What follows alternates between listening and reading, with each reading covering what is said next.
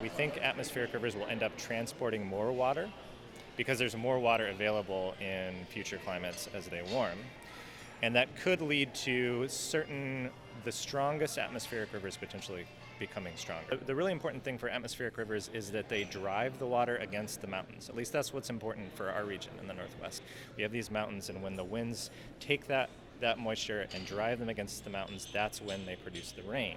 So if we have just the same wind, but we add more moisture to it in a warming climate, that's the potential for having more precipitation resulting. So traditionally, the threshold of 250 IVT units, and the units are kilograms per meter per second, that's been used as sort of like the minimum. You've got to pass that to be an atmospheric river. But the Pineapple Expresses, and maybe not all, but some of them do seem to be associated with these warmer events where you have the really high snow levels. At least for the Pacific Northwest, the challenge tends to be the position of the atmospheric river and not necessarily how strong the atmospheric river is. The models tend to do well in terms of identifying an atmospheric river and a strong atmospheric river, but don't do as well in terms of where it's going to be located. And so because atmospheric rivers are so big, say compared to the size of the city of Portland, that piece ends up being really important if what you're concerned about is an atmospheric river going to hit Portland or not. Atmospheric rivers are both the strongest right on the coast and the easiest to forecast right on the coast. And then things get harder as you pass different mountain ranges. But the drop-off in the ability to forecast the atmospheric rivers seems to be the most severe as you go east of the Cascades compared to as you go into the Willamette Valley.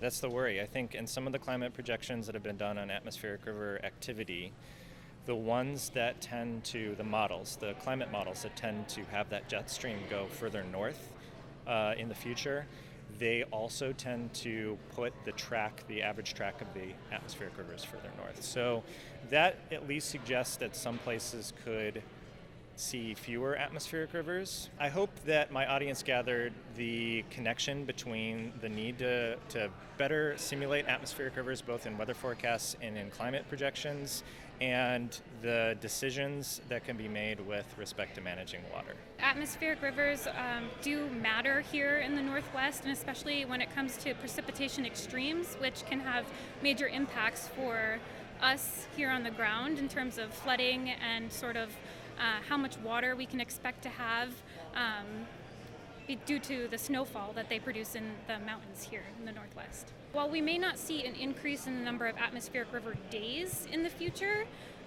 we can expect to see sort of an increase in the magnitude of atmospheric rivers, which may mean something for the resulting precipitation.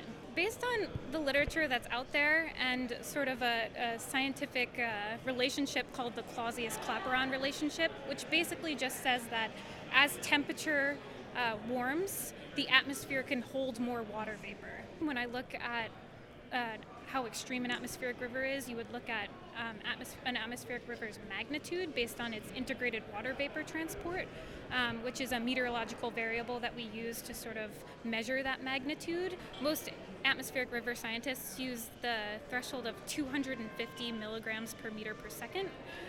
But a lot of the times when you're thinking about atmospheric rivers and what sort of impacts they're going to have for a particular place, you might want to look more into the local climatology for that place. And so you might use more of a percentile-based threshold, so something that exceeds the 85th percentile of the distribution for that place.